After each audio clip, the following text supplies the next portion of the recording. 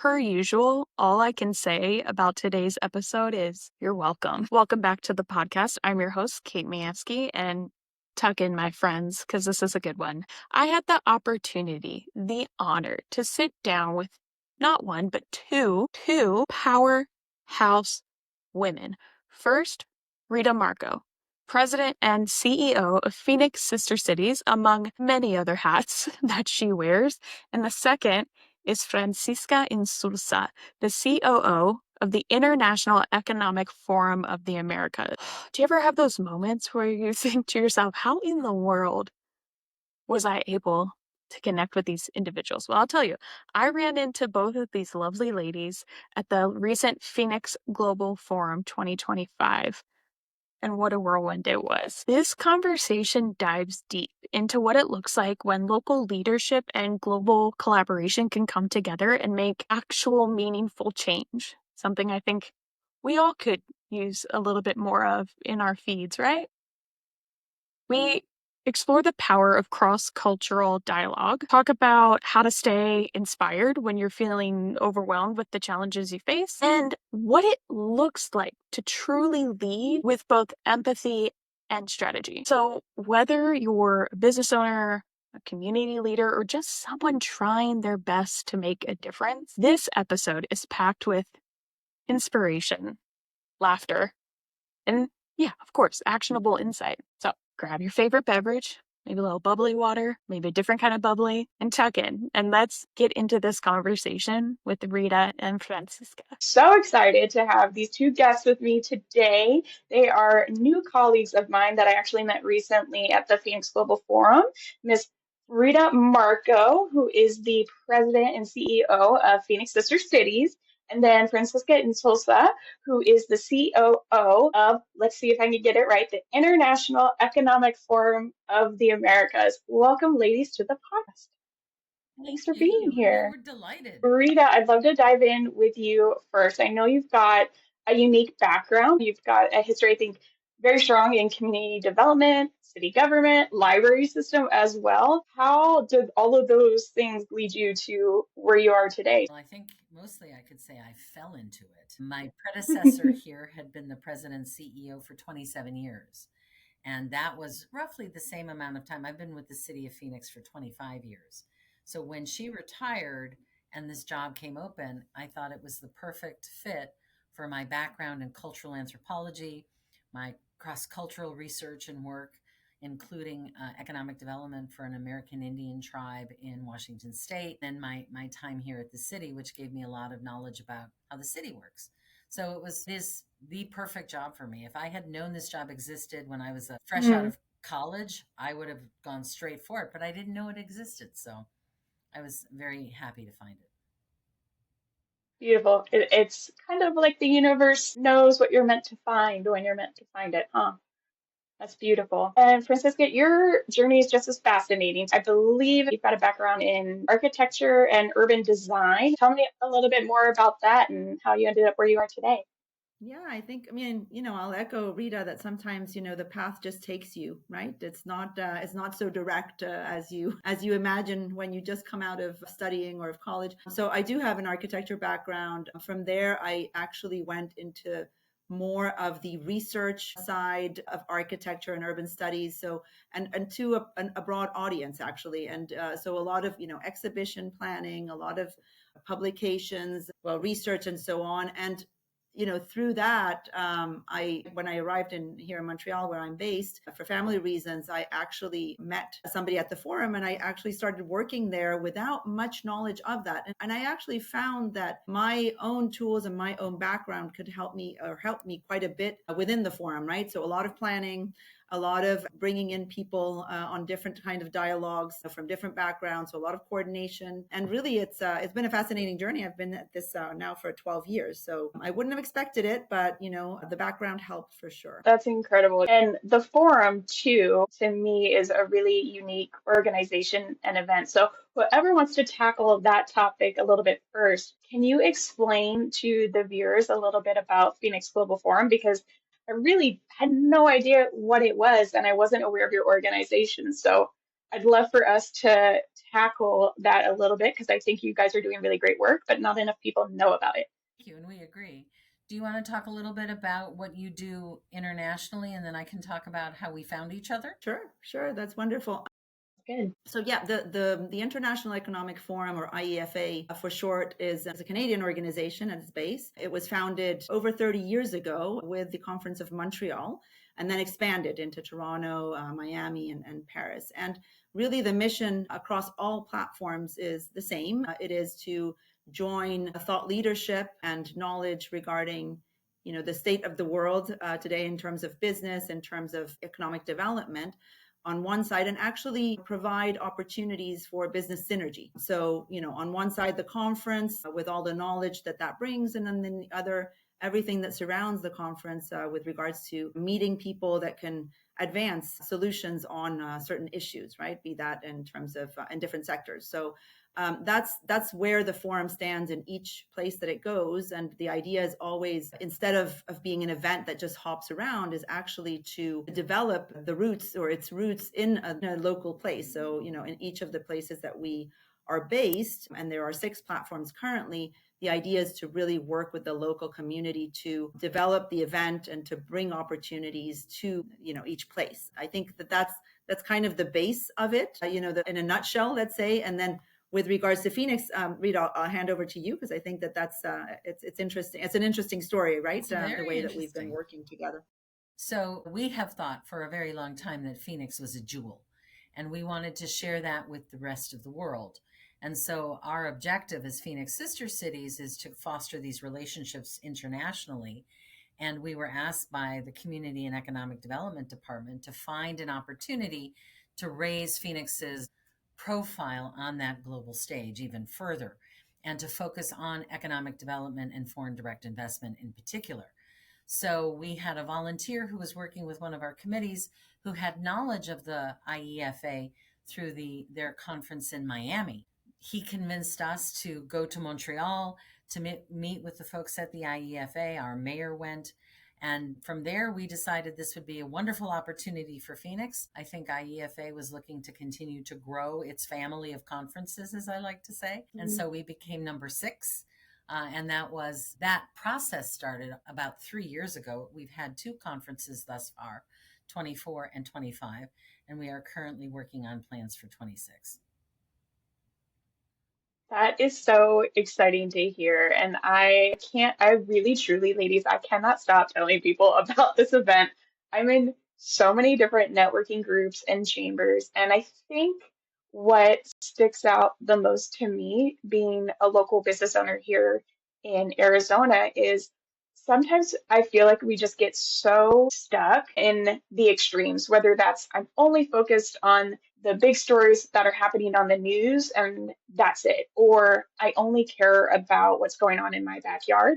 And I think what that event really did for me was help bridge those two worlds together. And being so focused on supporting business owners locally in Arizona, I honestly wasn't paying attention to some of the things that were happening on the global stage. So I just wanted to share that perspective because I think that is the main point that I'm sharing with everyone. I said, I was blessed to get a sponsorship to be able to go, but the ticket is well worth the admission. So I'm really grateful to hear that you guys are going to keep doing those moving forward. Well, and I'm glad you said that, because when we look at setting the agenda for each conference, we look at those things that Phoenix is strong in: energy transition, water, biotech, aerospace, all of those things. And then we work beautifully with the IEFA to find speakers internationally who can address those topics, and then also highlight some of our local talents. So Dr. Johnston with Calviri, Andy Lombard with Tesoro VC. So there's just opportunities then to elevate some of those local businesses as well on that international stage. And because the IFA has such a renowned platform, people keep coming back to it. And so it's evergreen for us in terms of how we can tell Phoenix's story. Yeah, definitely. Also, if I can just add one little thing to echo yours, Rita, and to add to that, there's so many times, Kate, I hear you, right? There's so many times that we're so focused on what we're doing somehow, or our own our own kind of ecosystem. And actually you realize by or through these dialogues, right, that a lot of the issues, be they challenges or be they good practices, are also present in other localities, right? And I think that the fun part is actually to combine those two, right? The strengths of the local, as you're saying, Rita, that, those sectors or those companies or those people that are, building the future there with like, not like-minded, that's not the right way, but with people that are elsewhere and that actually are working on the same issues or the same,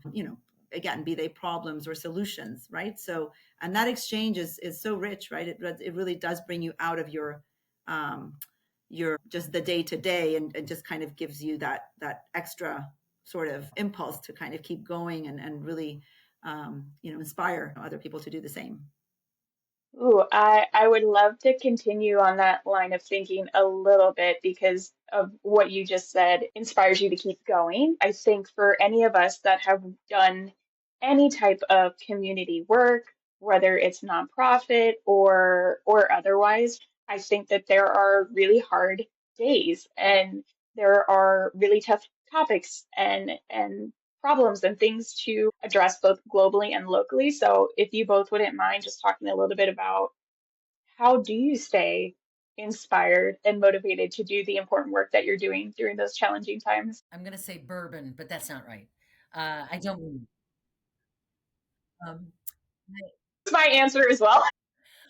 I think for me, it's meeting business people, meeting community leaders, meeting volunteers who day in, day out get up, do the hard work, and all I can do is hope to support them, right? And so, how can I stay in bed when they're out there on the front lines trying to find a vaccine for cancer? Or looking at how we can better serve the neurodivergent community. So you just have to get up and get on with it. And I think keeping your eye on the prize for me is also critical. And so it's about partnerships like with the IEFA, like between our cities, Phoenix and Taipei, and Phoenix and Chengdu, or Phoenix and Hermosillo. That's where the good stuff happens. Yeah, and I will add, I think that part of I think the reason that we work so well, from the IFA with Phoenix Sister Cities is also that, right? It's the dialogue. And you know, I think meeting people, yes, but also, really being able to learn, discuss, to listen. I think that's kind of where our organizations meet, but it's also part of also what drives me in terms of, drives us actually in terms of looking forward, right? How can we get people around the table to solve some of the issues that we have to solve, right? So I agree with you, Rita, on that, right? It's inspiring to meet not the right people, but meet the people that come to the forum, but also everybody else who's working towards solving some of the issues, be it on the state level, on the local level, on a global scale. It's always inspiring to meet people that are working so hard to do that, and I think it is what drives us too.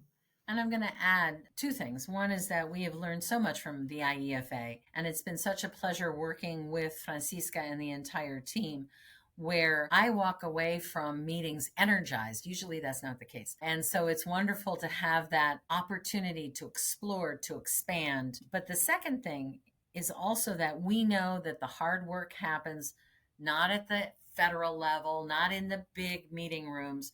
The hard work happens day to day with each other, at the table, over a cup of coffee, over a podcast or a virtual meeting, where we can share ideas, support each other, and move forward toward, hopefully, as Francisca said, finding solutions to some of these intractable or seemingly intractable problems. I can tell the obvious respect that you both have for one another. And I suppose that answers this question a little bit, but I'm going to ask it anyway. I think oftentimes progress and solutions get lost in the bureaucracy of whatever entity may or may not be involved. And even throughout the forum, some of the speakers poked a little fun about what was going on in the world at that time in terms of politics and relationships, and that's to be expected. But I'm just curious if there's anything else happening between your organizations, or I suppose the question that I'm trying to get to is how do you make progress? How do you stay effective without getting buried in, let's say, red tape or the bureaucracy of the entities that are involved in what you're trying to do? We talk a lot. I think there's always an issue of dialogue. I think, when you talk about that, you have to talk a lot through things, and I think that um, it's true on a very small scale, and then it becomes true on a very large scale. And as you go up, it's always really about keeping the dialogue going, focusing on what you can do, not necessarily what you can't control. I think in particular with regards to events, of course, you have a deadline. So it's a very clear deadline. You're going to have to get there. But at the same time, there is, I think, that willingness always. And I look for that in general. Of course, we have it, and you're seeing it, but we have it, I think, between the IFA and the Phoenix Sister Cities. But even in our own team, we have to constantly talk through everything to kind of make sure that things move forward. And I think if you can take that into a larger scale, and, I would hope that people would talk a little bit more and communicate a little bit more and listen a little bit more sometimes, on larger issues, right? I think that's kind of that's the fundamental of kind of advancing things. Agreed. And Rita, I don't know if you have anything to add. I did catch you though. Talk a lot. I heard you. She said it just as I said that, just as she Yeah. said dialogue. It was perfect. Yeah. We couldn't have timed it Yeah. better. It was perfect. It's gorgeous. I think one of my favorite quotes about politics and meeting in the middle is from the comedian Chris Rock. I think he has a pretty famous clip that essentially says, I listen to a little on the left, I listen a little on the right, and then I form my opinion. But it starts with listening. And I think that when we do that and keep that dialogue going, then we're more likely to fall in a more productive place together. I know, that talking about politics is absolutely not the point of this conversation, but just in general, being willing to empathize with and truly try to understand where other people are coming from is the key to progress in my mind. And I think you've hit on something really important when you're doing international work, especially because I think the danger is always to assume that you know and that you understand. And so then it becomes a matter of asking questions. And this is my anthropology coming through. It's key to learn to ask better questions all the time. How can we get to an answer if we can't formulate a question? That's a really good point. I'm thinking about my personal takeaways from the conference, not just in terms of what I learned, but the relationships that I made. I now have colleagues that I text in Canada, in Mexico. I mean, I didn't have that before, and not because I wouldn't want to. I was never in those rooms. I grew up in Baltimore, Maryland, very diverse. We then moved to Scottsdale, Arizona, not nearly as diverse. So things shifted for me a bit in my teens years, especially in terms of who I was surrounding myself with. But I did have that moment recently when I was looking through my phone and my text message, and I go, oh my goodness, I would not be talking to these people that live all over the world if I didn't get into a room with them. So I think that's the other key point as well, is just making intentional relationships, long lasting relationships with people that don't live in your backyard. Exactly. And having that open mind, right, to be able to talk with them and keep that conversation going, which is fundamental. And so, at least, and I do think with regards to the Phoenix Global Forum, with regards to any of the forums that we build, and I'm sure also with regards to the work that Phoenix Sister Cities does, it's an open dialogue, right? It's really having everybody around the table, different perspectives, and different mindsets and ways of thinking, and how can we come around certain issues to solve the problems, or to come closer, or to create new opportunities. I mean, there's a million things in there, right? But it all does come around, or it starts with coming around the table and keeping an open mind. Perfect transition. I wanted to know a little bit more about what your organizations do when you're not running and planning these events. How many of those events do you have per year? I know you go to different cities. Yeah, so we have 6 platforms, certainly a lot. We really are kind of going from event to event. Each of these events takes a year to plan, and I say that at least. And in addition to that, we do certain events, but like in between the larger events. So, in general, we have 6 events. I would say 3 in the spring, 3 in the fall, and in between apart from the planning, apart from the building of these, we also do smaller private roundtables and made to measure events for clients. Those are their smaller events, but nonetheless equally difficult in terms of planning. That is the objective of the organization. So differently, maybe from Phoenix Sister Cities, we are an organization that builds economic events and places for people to meet around business topics. So, Phoenix Sister Cities has relationships with 11 sister cities around the world, 4 in Asia, 4 in Europe, 2 in North America, 1 in the Middle East. And for each of those cities, we have a local committee of volunteers that works on helping us educate Phoenicians, the community, on those relationships, on those sisters. So, surprisingly, even though we are not an events management organization, we do a lot of events. So at the end of April, we had a troupe of puppeteers from Chengdu, China, here to give performances to school children and adults. We had a group of Czech dancers, same weekend, here to honor our sister city, Prague. So we're always seemingly moving from thing to thing, also in the essence of educating people about our sister cities. In addition, we have a youth and education program where we recruit youth ambassadors to represent Phoenix in our sister cities around the world. They spend 3 weeks in their sister city in June, and then they bring their counterpart back with them in July. And then we have sometimes as many as 52 teenagers to wrangle and introduce to American culture. We have a Teach Abroad program in Himeji. We do a number of programs with our Business Relations Committee, again, focused on local business and how we can help people understand their international opportunities. So it's really soup to nuts. And then my vice president and I are also responsible for protocol for the city of Phoenix, and we also do international economic development. So yesterday we had a group here from the Netherlands. Next week, I think we have the consul general from the UK. It's a revolving door, but it's great because people want to come to Phoenix. And that's what we want. We want them to come here and see for themselves everything that Phoenix has to offer. So you guys just have a couple things on your plate, it sounds like. Just a little bit. Just a few things. I hope you'll pardon the language, but something that just truly struck me about both of you is just badass female leaders, right? I mean, so incredible for me that last night to be able to sit at the table next to you both and see you in action and really understand what it looks like to be a subject matter expert in the way that you both are, the way that you lead with empathy, intelligence, and grace.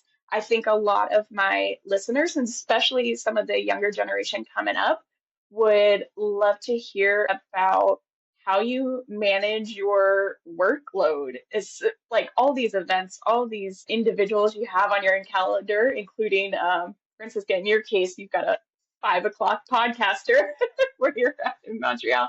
How do y'all do it all?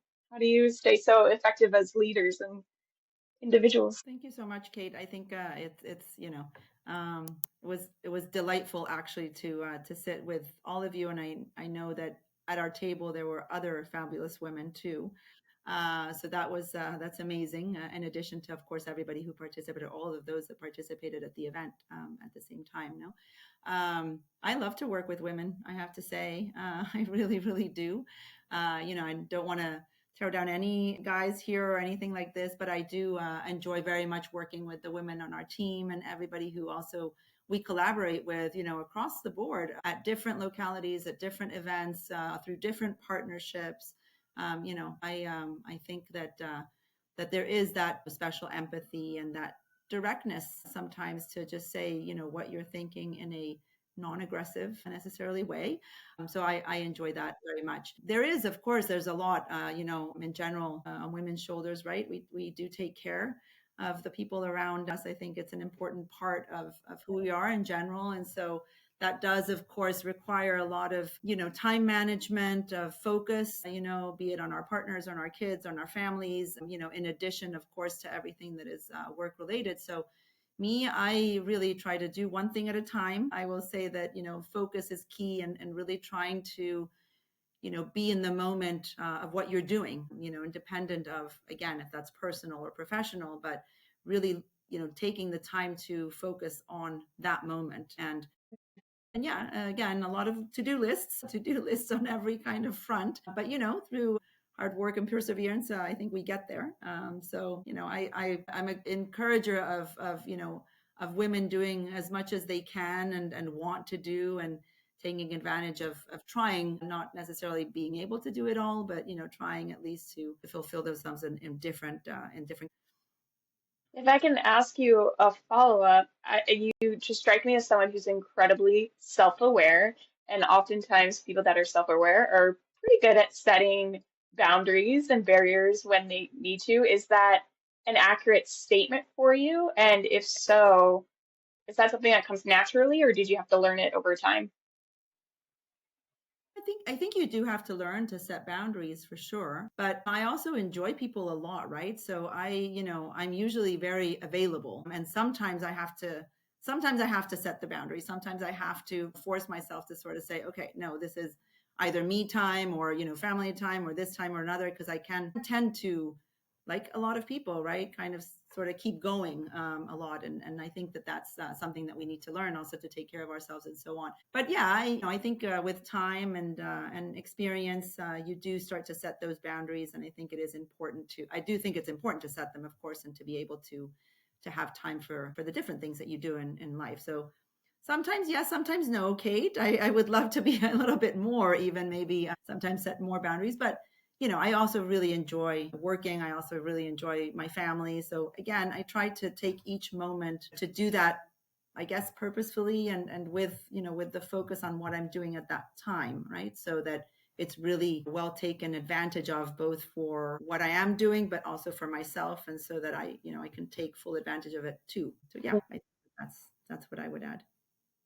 Yeah, I think sometimes, especially nowadays, I just saw a clip that went pretty viral online, a female CEO who made a comment on a podcast about how it is the employee, not the employer's responsibility to find work-life balance.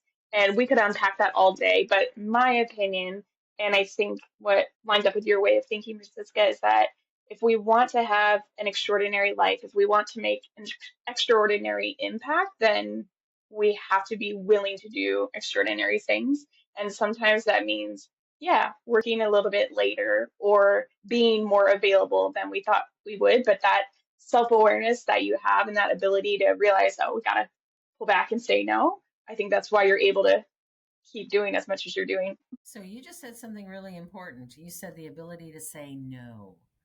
I think it's incredibly important to have a sense of what you hope to accomplish, why you're accomplishing it, and then get rid of the extraneous stuff.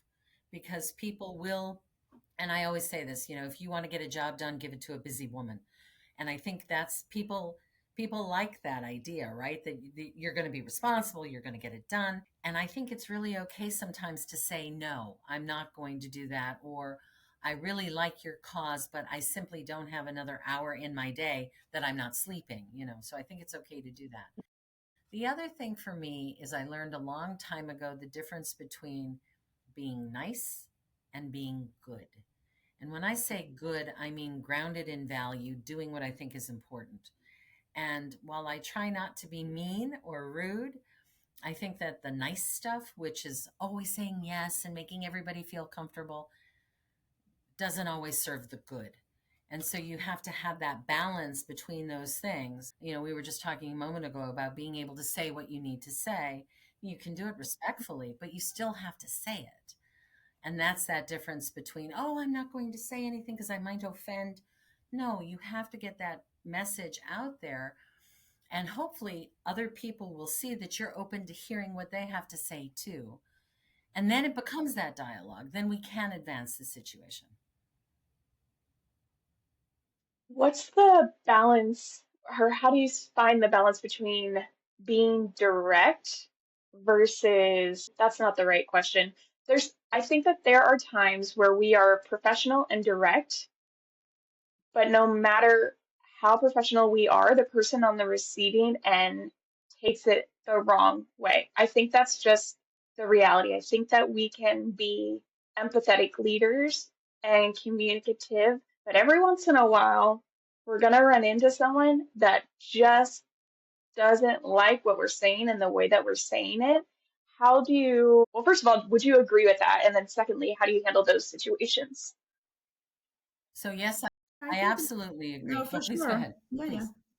No, I was going to say absolutely. I think there is some of that. One thing that but this is something that I've learned, not too long ago, I'm going to say, but again, it comes with experience. I think is you can't be responsible for other people's sentiments, or do they feel this way or do they feel that way? Of course, respect is key in all of this, and to say things, in a well-intended way, but honestly, I think is everybody's right, quite frankly. After that, I think there will be always people that like or don't like. And I don't think we should worry too much about that, quite frankly. Of course, you don't want to hurt anybody or anything like this. This is not the intention. But if you said things in a most respectful way and you've actually tried to get your point across truthfully and honestly, after that, I think people can take care of their own feelings or how they feel about you or what you're saying. That would be my 2 cents on it. But of course, there is nobody likes that. Nobody likes it when that happens, Kate. I think you're right.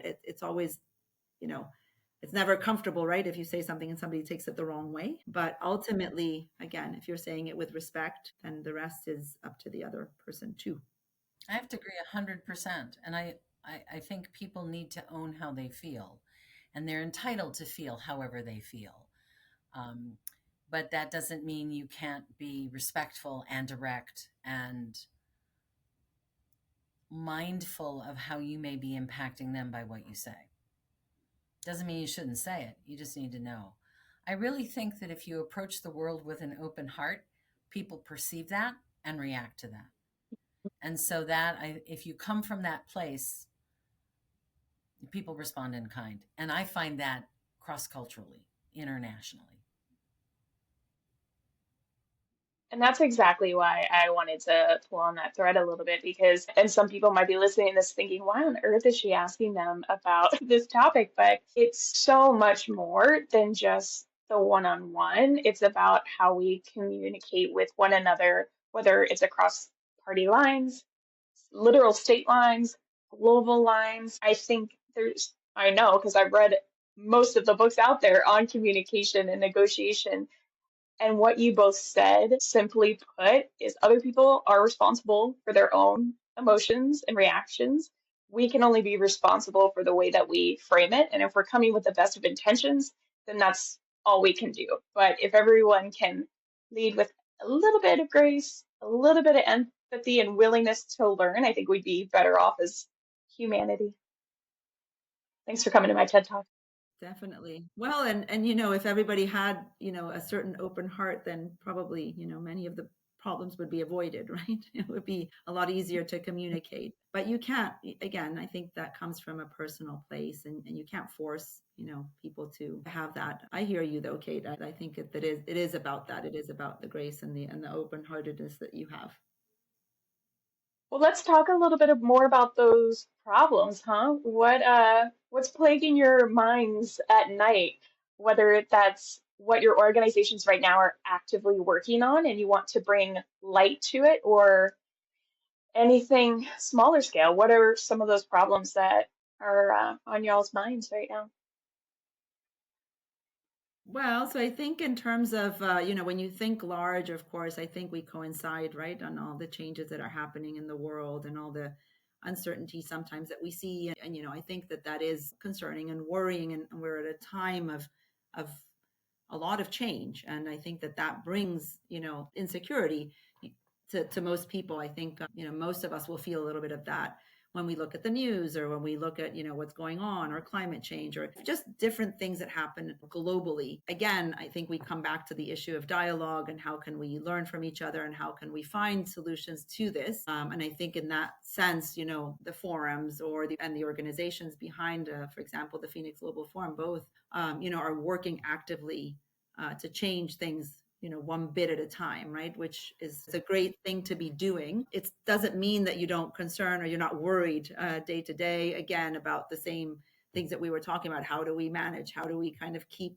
everything going? Or how do we keep our teams active? Or how do we, make sure that days are productive and so on? So some of these things, of course, they affect, I think, everyone, and they create stress for everyone too. The solution is what we've been talking about, right? More dialogue, more communication, openness to listening and to hearing. But it does not mean that that certainly the problems of the world do not affect us. On the contrary, I would say, we're quite attuned to them. I think that currently we are in a moment where a lot of us, I mean, just people in general, feel some of the same pressures, right? This kind of nonstop kind of merry-go-round, and the constant news and the constant sort of changes. It's not an easy time, I'm going to say, I think, for a lot of, or most people, right? So I think that those kinds of things do concern me. I think those things are top of mind. Of course, we cannot stay with that only, because then we really would get paralyzed and not do anything. So sometimes I just kind of block everything out and just kind of go away with my, carry on with my day. But yeah, I think that how do you face, I guess, what's happening in the world? How do you, change it, and also work with different people, that are also affected by that, right? And you see the younger generations, or the anxieties that go around, in terms of the future, basically, and that's something that is concerning, I think, to everybody today. Again, we can only try and solve one bit at a time, I guess, or one dialogue at a time, and hopefully get to a better place. I don't know. I was just going to say, I think too, with the problem seeming so huge and overwhelming and out of our control, staying focused on what you can do day to day in your own backyard, in your own neighborhood, in your own community, everything from, supporting local media, or speaking up when you see an injustice, or letting people know that you appreciate them, showing some gratitude. You can do all of those things and have an impact on someone's life. And I think that's the best thing we can hope for when the problems are so huge. Pick up the trash, recycle the plastic, whatever that thing is. You stole the words right out of my mouth. I was just gonna say, I hear this a lot, this feeling like it's just a drop in the ocean, right? Anything that we do is just a drop in the ocean, and I can't change the world. I can't fix this. And you get that kind of analysis paralysis and end up doing nothing and just sit and consume the news cycle over and over. And it's really difficult for people, I think, when really, if you could just make a conscious decision to turn the news off for a little bit and get out into your community, volunteer, get involved some way or another. There's so many ways. If you don't want to volunteer, donate or help be part of a conversation. There's just so many ways to get involved and take action. I think that's really important for people to remember in times of uncertainty, that there are things that you can do to have an impact, not just in your community, but globally. Like, who knew I would be sitting here having this conversation with you both if I didn't go into Superior, fall in love with their community, learn about Resolution Copper, and then see the event on Facebook, tag someone, and then they sent me a ticket. Take action. When in doubt, just take action, because you never know what'll come from it. I like to think about doing one good deed every day. And I don't mean like a big good deed. I mean Ooh. like pick up the McDonald's, cup that's sitting on the street, or, just one small thing. If I can do one, then I feel better. And then usually if I do one, I can do 10, right? Well, and relationships are so important to that, right? That's like a day to day, with regards to everybody that you meet in your day, be it again, starting with your family or whoever you live with and your neighbors, and then you kind of move out and towards the workplace and so on. And if you can, keep those relationships and maintain them and try to, bring a little bit of sunshine in, I think that goes a long way. I also think it's really important to keep your sense of humor. I really do. And to laugh whenever possible, and to laugh at some of the nonsense too. because that is empowering to you and disempowering to the nonsense. Ooh, I like that. I like that. I'm going to put it on a t-shirt. And also, I will admit, I listened to an embarrassing amount of stand-up comedy during the pandemic, Okay. but that was what I needed. That was my medicine. So I completely agree on the humor part. I'm glad you said that. Because at the end of the day, we've got limited time on this planet. Let's make the best of it while we're here, right? Have some laughs Absolutely. along the way. Have So some we've laughs got a along the few way. minutes. So if either or both of you have a call to action for our listeners or want to promote any events coming up, fundraising efforts, anything at all, part of my goal here is to bring attention to the incredible leaders that you are, your wonderful organizations, and your mission. So I want to give you guys a couple minutes. If there's anything you want to share, I will happily put it out into the world for you. So we do not yet have a date for the Phoenix Global Forum 2026, although it's looking like it will be May 2026. And I'm going to encourage people to go to phoenixglobalforum.com for regular updates. Beautiful. I will be. We will have the date soon, then, Rita. Yeah, I hope we will have the date soon. Of course, I would love if people can participate, to the different IFA events. We have them all on our page, ifa.org. And I think, everybody is actually welcome, be they in one of these places or to see everything on our YouTube channel, IFA. That's also all the events are transmitted Mhm. free of charge. Anybody can join live stream. And the next one is here in Montreal. It's our flagship event in Montreal on June 9 to 11. And then we break for the summer, but we continue in the fall, as we were talking about before. And we will be planning, of course, the next Phoenix Global Forum. I'm so glad you reminded me. Yes, I do want to call attention to everything that was presented on at the forum, and it sounds like for your upcoming events as well is available on YouTube. And I have shared that with so many people. It's incredible information. Even if you're just someone who's curious about what's going on in terms of technology, I know there's a lot of emphasis on that. We talked a lot about AI, quantum for Arizona, a lot of emphasis on what's going on in the copper corridor, workforce development. Any other big topics I'm missing from this last one, Lee? I would say there was a lot of also, all of the sectors that you mentioned, and additionally, of course, biotech and mobility and so on, but all of them also or crossed by, everything that has to do with the current geopolitical situation, particularly in North America, but not only linked to North America. And so, yeah, a lot of interesting dialogues to see on YouTube for sure. Perfect. Okay. Well, let's end it on a question for you both. What is a book, a podcast, or even a leader, a thinker out there? Who are you leaning on right now, or who are you looking towards in terms of content for inspiration when you need it?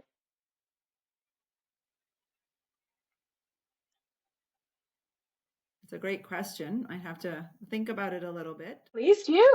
But I will say that, recently I've been, I'm going to say buying, I guess, like smaller essays, and usually Mm, essays that are, for example, kind of out of people's, wheelhouse, if I may. So, I recently bought, and I'm looking forward to reading it because I just bought it like 2 days ago, but a little book by Virginia Woolf on art essays by Virginia Woolf, right? So recommendations on mm, art. I love Andy Warhol's writings, for example, right? That are not necessarily what you would kind of look for in terms of. So really, lately I've been looking at what people do or write, or I guess the inspiration is, what else is there that is not their main focus, but rather a sort of side commentary or side activity. And I think that that's a lot of fun. It inspires me because we can have a lot of interests, right? And not necessarily, what we're doing as the main work, or the main point of work is necessarily your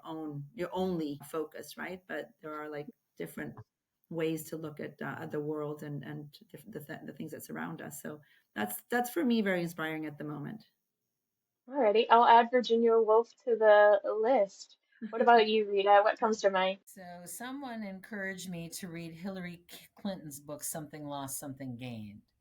And I am not a fan of political memoir. I find them tedious. That's not what Yeah. this book is. It is about work, particularly focused on, let's say broadly, women's rights internationally. So Mm, everything from helping women escape Afghanistan to reproductive freedom to the whole range. And so I find it heartening to know that this work, which has been going on for more than 100 years, continues. I'm also reading Tommy Orange's book, Falling Stars. And um, yeah, it's not an easy read. It starts with the Sand Creek Massacre, but I think it's an important mm, one because it's about resilience and courage. And so those I find inspiring things. yeah, sometimes you have to lean into the things that your natural instinct is to shy away from, whether it's tough conversations or, yeah, I appreciate that insight. For me, I actually going back to the comedy piece of it, I don't know if y'all are familiar with Seth Rogen, but he has a fantastic book. I believe it's called Yearbook, and it's a bunch of stories. And of course, we all know him from his hilarious movies out there, but he's a fantastic writer and storyteller. So if you ever need to disassociate and just have a giggle, Seth Rogen's Yearbook is pretty great. Thank you. So All right. I've been watching his series. I don't know if you've seen that lately, but it's called The Studio. I haven't watched it yet. It's on my list. Is it good? Me too. It's funny. It's very funny, and it's kind of an ode to cinematic production, I guess. And it's a lot of fun because they go into different themes, but also with long cameos, right? So a lot of actors that participate in their own as their own people as their own person.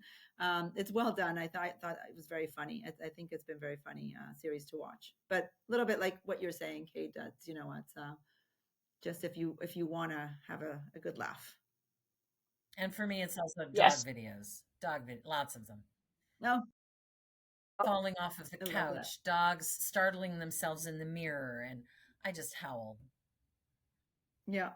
Okay, well, now that I know that, having worked in animal welfare for about 4.5 years, I know what I'm sending on the email chain later to you. Got plenty of that for you. Oh, ladies, I can't thank you enough for taking the time. Sincerely, I know I've said it a couple of times that we've emailed, but it means a lot to me. It means a lot to my community that you'd be willing to hop on and have this conversation with me. So thank you so very much. I appreciate you. Thank you. It's really a Thank you delight. so much, Kate. Yeah, it's been a lot of fun to speak with both of you this late Friday afternoon. I know. I'm gonna let you go. I don't know if you have a nice glass of wine in your future, but whatever you have after this, I hope it is relaxing. Thank you so Thank much. you. Thank you both. Have a wonderful weekend. Francisca, nice